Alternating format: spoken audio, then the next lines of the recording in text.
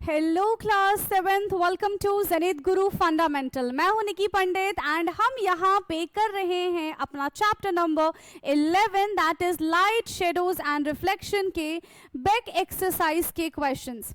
Already हम इसका first part कर चुके हैं जिसमें हमने 6 क्वेश्चन को डिस्कस किया था एंड आज की क्लास में हम बाकी के बचे हुए क्वेश्चंस को डिस्कस करके कर देंगे इस चैप्टर को एकदम फिनिश। ओके, सो ये है हमारा back exercise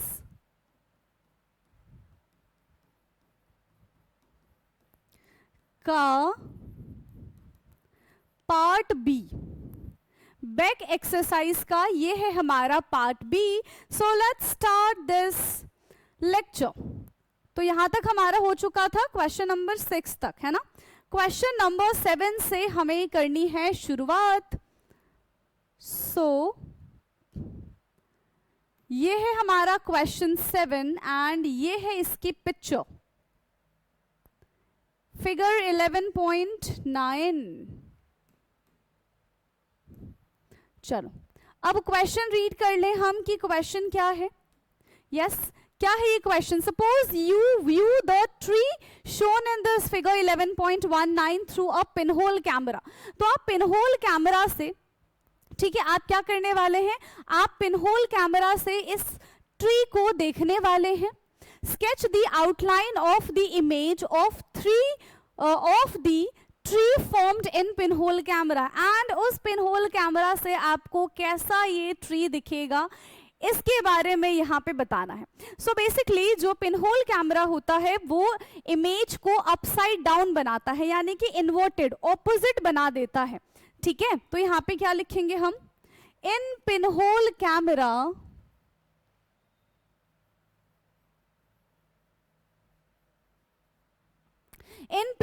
camera the image is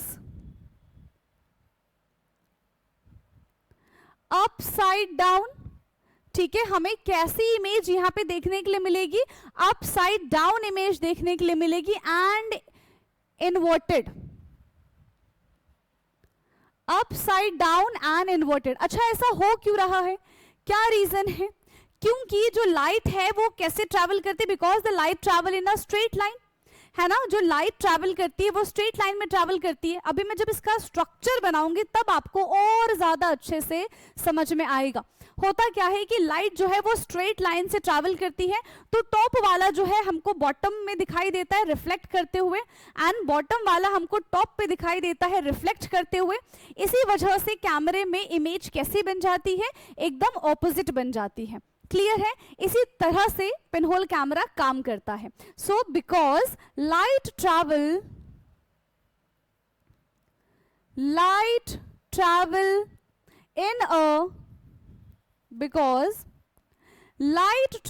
in a straight lines. Light जो है वो कैसे ट्रैवल करती है? स्ट्रेट लाइन में ट्रैवल करती है। ठीक है, the top of the object hit the bottom, the top of the object hit the bottom। जो टॉप वाला पार्ट है, जो टॉप वाला पार्ट है ये बॉटम को हिट करेगा, बॉटम ऑफ द स्क्रीन। ठीक है, hit the bottom of the screen and next क्या हो जाएगा? लेफ्ट साइड हिट दी राइट, क्योंकि इन्वर्टेड भी है। लेफ्ट साइड राइट को हिट करेगा, टॉप वाला क्या हो जाएगा? Hit the bottom and the left side hit the right and the left side hit the right side, causing the image appear reversed, causing the image appeared reversed। कैसा हमको देखने के लिए मिल जाएगा? एकदम उल्टा हमको देखने के लिए मिल जाएगा। जैसे कि मान लो हम यहां पे एक ट्री बनाते हैं, ठीक है, हमने यहां पे क्या बना दिया? हमने यहां पे ये ट्री बना दिया। ठीक, अब यहां पे रेस क्या होगी? ये वाला इधर और ये वाला इधर, और अब जो हमको पेड़ बनता हुआ नजर आएगा वो कुछ कहाँ गया, यस वो कुछ ऐसा नजर आएगा, up side down and left वाला राइट में और राइट वाला लेफ्ट में। क्लियर है, राइट वाला लेफ्ट में और लेफ्ट वाला राइट में। Clear, so this is question number 7। इसको आप लोग करेंगे फटाफट से नोट डाउन। फिर हम चलते हैं अपने क्वेश्चन नंबर 8 की तरफ। नाउ नेक्स्ट है हमारा question number 8। So question 8 is write your name on a piece of paper. आप एक पेपर पे अपना प्यारा सा सुंदर सा नाम लिख लो, है ना, सबको अपना नाम क्योंकि सुंदर ही लगता है इसलिए मैंने कहा, तो लिख लो। And in front of a plane mirror such that the paper is parallel to the mirror. तो ये मिरर है, ये मिरर है, इसके सामने ऐसे पेपर लेके खड़े हो जाना है आपको। Sketch the image, what difference do you notice and explain the reason for the difference. ठीक है, explain the reason for the difference. तो यहाँ पे ना जो भी आप लेटर लिखोगे वो कैसा दिखेगा आपको, रिवर्स्ड दिखेगा। As mirror cause lateral inversion, left का राइट दिखता है, राइट का आपको लेफ्ट दिखता है, तो जो लेटर्स होंगे वो भी कैसे हो जाएंगे, लेफ्ट वाला राइट में चला जाएगा, राइट वाला लेफ्ट में चला जाएगा। ठीक है, सो यहाँ पे क्या हो जाएगा, the image will be reversed. नाम ही लिखना है ना, okay. So the image of name will be reversed. कैसा हो जाएगा ये, रिवर्स्ड हो जाएगा। As mirror cause lateral, mirror क्या करता है, लेटरल इन्वर्जन बनाता है। लेटरल इन्वर्जन मतलब लेफ्ट की चीज हमको राइट में नजर आएगी एंड राइट की चीज हमको लेफ्ट में नजर आएगी। ठीक है, the left side of the name appear at the right side, the left side of the name appear eight left. ठीक है, appear at left, the left side of the name appear at right। उल्टा कैसे हो गया, appear at right।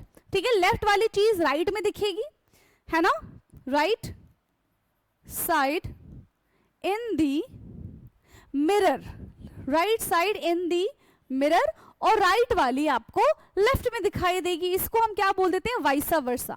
ठीक है, इसको हम क्या बोल देते हैं, इसको हम बोल देते हैं वाइस वर्सा, यानी कि लेफ्ट वाली चीज आपको राइट में नजर आएगी और वैसे ही राइट वाली चीज आपको कहां पे नजर आएगी, लेफ्ट में नजर आएगी। तो ये था हमारा क्वेश्चन नंबर 8।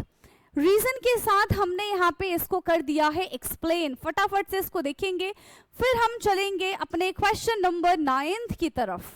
क्लियर है इतना, चलो नेक्स्ट क्वेश्चन है हमारा question number 9। So question 9 is measure the length of your shadow. आपको अपनी शेडो की लेंथ मेजर करनी है अलग अलग टाइम पे। ठीक है, अलग अलग टाइम पे। अच्छा, पिछले वाले क्वेश्चन में हम चाहे तो मिरर इमेज बना सकते हैं, है ना, अगर हम चाहे तो मिरर इमेज हम बना सकते हैं। हमने बनाए क्या, स्केच द इमेज लिखा है, चलो मिरर इमेज बना देते हैं। किसका नाम लिखे, चलो पूजा का हम नाम लिखेंगे। तो शीशे में हमको कैसा दिखेगा,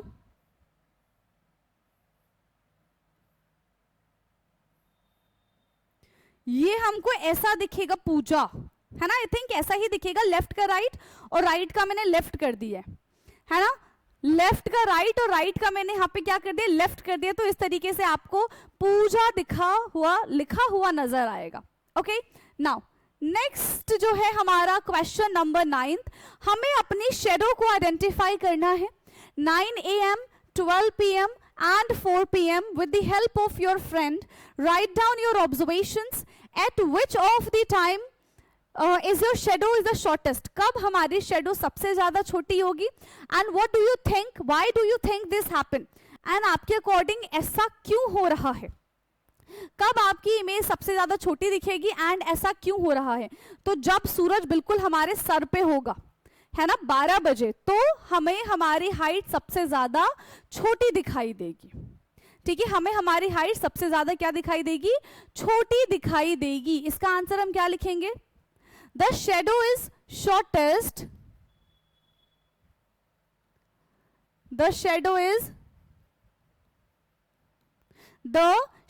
इज शॉर्टेस्ट एट 12 PM, बिल्कुल 12 बजे, when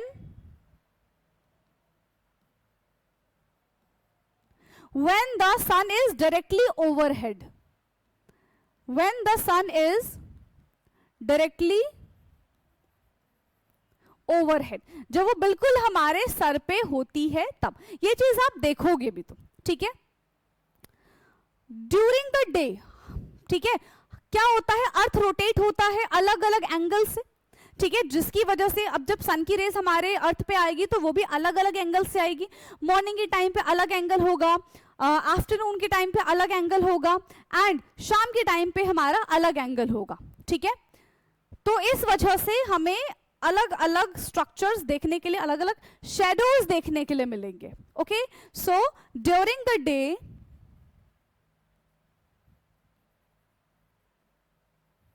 during the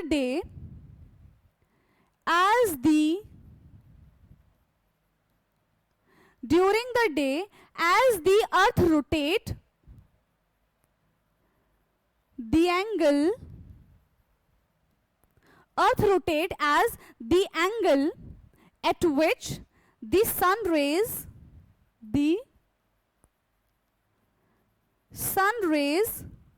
hit the ground changes, ठीक है। तो वो एंगल भी क्या हो जाएगा, जैसे ही सन की रेज जो है वो ग्राउंड पे पड़ेंगी उसका एंगल भी चेंज हो जाएगा। Hit the ground changes,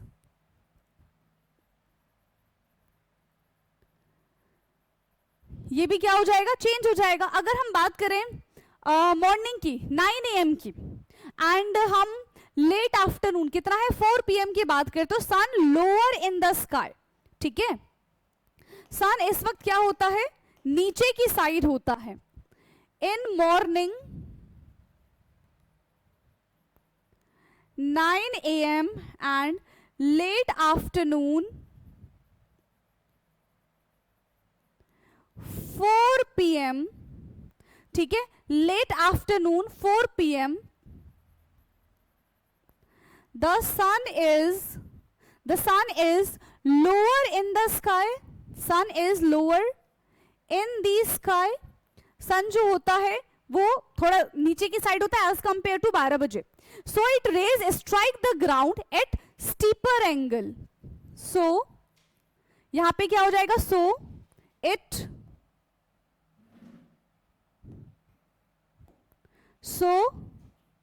it rays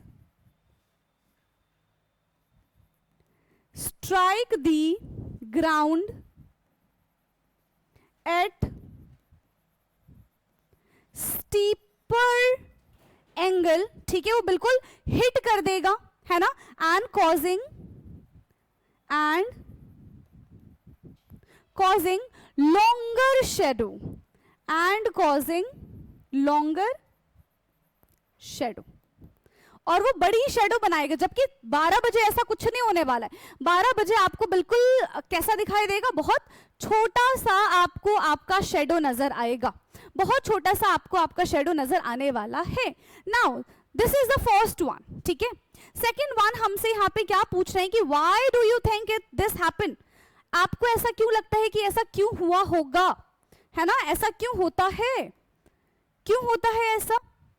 this is because जब हम सन जो है अपने हाईएस्ट पॉइंट पे रहता है स्काई में, ठीक है, तो बिल्कुल डायरेक्टली हमारे ऊपर है, तो सन की जो रेस है वो ऑलमोस्ट वर्टिकल हो जाएगी, तो इस वजह से हमारी शॉर्टेस्ट डिस्टेंस बनती है। और जब साइड साइड में होगा तो लॉन्गेस्ट रेस आएगी, तो हमारी जो शेडो है वो ज्यादा लंबी बनेगी, ठीक है। सो दिस इज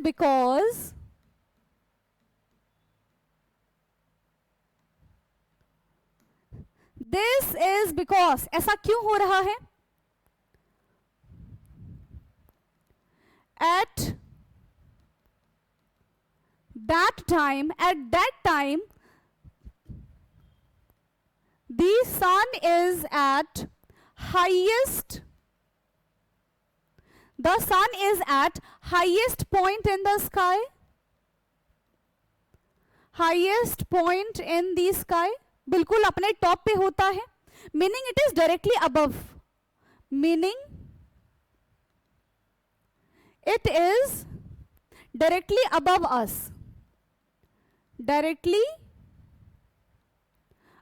us, वो बिल्कुल हमारे डायरेक्टली ऊपर है, ठीक है।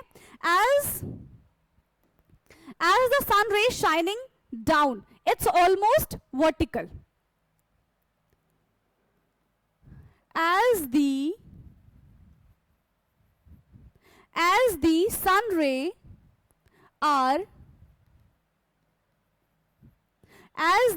sun rays are shining down, almost कैसा होता है? वर्टिकल होता है, बिल्कुल straight, almost it's vertically. So the shadow is at its shortest,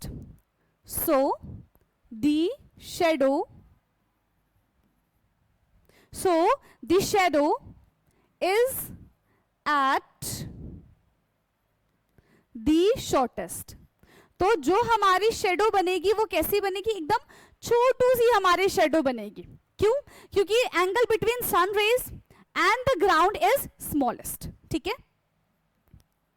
the angle between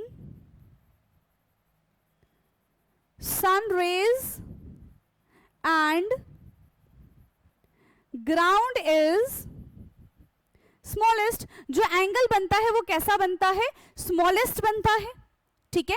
कैसा बन जाएगा? स्मॉलेस्ट बन जाएगा, रिजल्टिंग शॉर्ट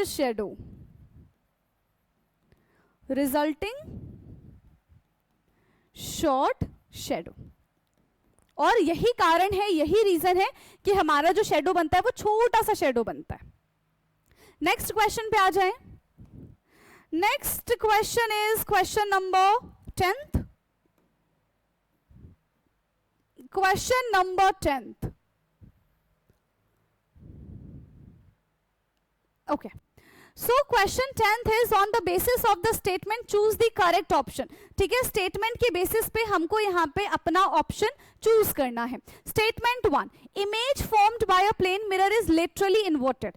जो प्लेन मिरर इमेज फॉर्म करता है वो लेटरली इन्वर्टेड होता है। Statement B, image of alphabet T and O appear identical to themselves in a plane mirror. ठीक है, जैसा है वैसा ही आपको T और O देखने के लिए मिलेगा प्लेन मिरर में। Both statement are true, both statement are false. Statement T, नहीं, statement A is true but statement B is false and statement A is false but statement B is true. कौन सा यहाँ पे हमारा correct हो जाएगा? Yes. तो देखो मिरर में हमें हमारी जो इमेज देखने के लिए मिलती है वो लिटरली इन्वर्टेड होती है। This is absolutely 100% correct. ये क्या है? एकदम करेक्ट है। इमेज ऑफ अल्फाबेट टी ऐसे ही रहेगा मिरर में भी और ओ ऐसे ही रहेगा मिरर में भी। तो दोनों की दोनों स्टेटमेंट हमारा यहाँ पे एकदम करेक्ट है। तो ये था हमारा question number 10th। Now let's move to question number 11th। Question number 11th, and उसी के साथ साथ हमें यहाँ पे एक पिक्चर भी दी गई है। ये okay, now let's read question first. So suppose you are giving a tube in a shape as shown in this figure. तो आपको ऐसा ट्यूब दे दिया गया है, ठीक है। Figure 11.20 and 2 plane mirror smaller than the diameter of a tube. और 2 आपको प्लेन मिरर दिए गए हैं। Can this tube to make a periscope? Of course, इस ट्यूब से हम पेरिस्कोप बना सकते हैं। 2 एंगल पे, ठीक है, 2 एंगल पे हम क्या रख सकते हैं? यहाँ पे मिरर रख सकते हैं, ठीक है, दो एंगल पे हम यहाँ पे क्या रख सकते हैं, मिरर रख सकते हैं। एक मिरर ऊपर रख दो, एक मिरर नीचे रख दो, है ना, ये और ये हमारा ऐसे बन जाएगा। दो मिरर हम रख देंगे, हमारा पेरिस्कोप बन जाएगा। Okay, so can this tube used to as a periscope? If yes, mark where you will fix a plane mirror. तो ये जहां पे मार्क किया है वहीं पे हम प्लेन मिरर को रखेंगे at the angle of the 45 degree. ठीक है, सो क्या लिखेंगे हम, yes this tube be, yes this tube be used to make a periscope. इससे हम इस ट्यूब से पेरिस्कोप का फॉर्मेशन कर सकते हैं। ठीक है, पोजीशनिंग ऑफ मिरर क्या हो जाएगी यहां पे, पोजीशनिंग ऑफ मिरर के बारे में अगर हम बात करें कि किस एंगल से हम मिरर रखें ताकि हमारे यहां पे पेरिस्कोप बन जाए, तो to construct a periscope we should place two plane mirror at the angle of 45 degree angle. To construct a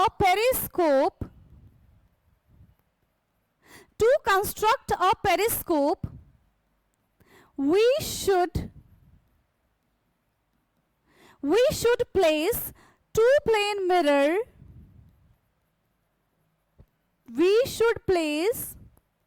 हम क्या करेंगे, दो प्लेन मिरर को प्लेस करेंगे at 45 degree angle inside a tube, at 45 degree angle inside the tube. ठीक है, at 45 degree angle inside the tube. आ गया समझ में, और इस तरीके से आप कर दो। ठीक है, एक मिरर यहां पे रख दो जो 45 डिग्री एंगल पे होना चाहिए, और एक यहां पे रख दो जो 45 डिग्री एंगल पे होना चाहिए, बस सिंपल। ठीक है, तो अब जो अगर यहां से आप चीजें देखोगे ना तो यहां वाली चीजें आपको नजर आएगी। Okay, now let's move to another question, question number 12, and I think this is the last question of today's class. Yes, question number 12 क्या है, ये question number 12। So we do not see the shadow on the ground, we do not see the shadow on the ground of a bird flying high in the sky.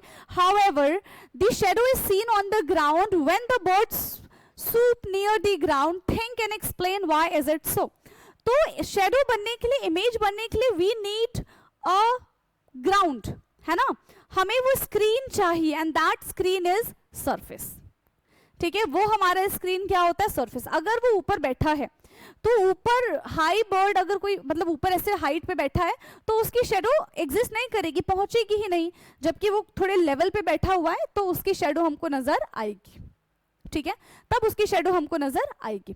So the bird flying in the sky is very far from the ground, है ना, the bird flying in the sky is very far from the ground. तो अगर उससे shadow बनता भी है तो वो हमको विजिबल नहीं होगा। ठीक है, very far from the ground for its shadow to be visible. ठीक है, very far from the ground for it, बहुत दूर है, अगर शेडो बहुत ऐसा चुन्नू सा शेडो बनेगा जो हमको दिखेगा भी नहीं। ठीक है, very far from the ground for its shadow to be visible, for its shadow to be visible. तो हमें यहां पे शेडो नजर आएगा ही नहीं, हमें यहां पे शेडो नजर आएगा ही नहीं, जबकि when bird swoop closer to the ground तो उसका शेडो हमको विजिबल होगा। शेडो दोनों केस में बन रहा है, बट जब बहुत दूर है तब पॉइंटेड शेडो बनेगा विच इज नॉट विजिबल, जब पास में है तो हमको शेडो नजर आएगा। ठीक है, when the bird swoops ground, when the bird swoops near the ground, its shadow become more visible. It shadow become more visible. तब हमें उसकी शेडो और आसानी से और अच्छे से दिखाई देती है. क्या रीजन है कि ऐसा होता है? Yes. What is the reason behind it? Because the light from the sun is blocked closer to the surface. ठीक है, अगर ज्यादा ब्लॉक करेगा तो ज्यादा हमको वो डार्क पैचेस नजर आएंगे, कम लाइट ब्लॉक करेगा तो डार्क पैचेस हमको नजर नहीं आएंगे. And that dark patches is shadow. वही डार्क पैचेस क्या कहलाता है? शेडो कहलाता है. Because the light from sun, because the light from sun is blocked closer to the surface.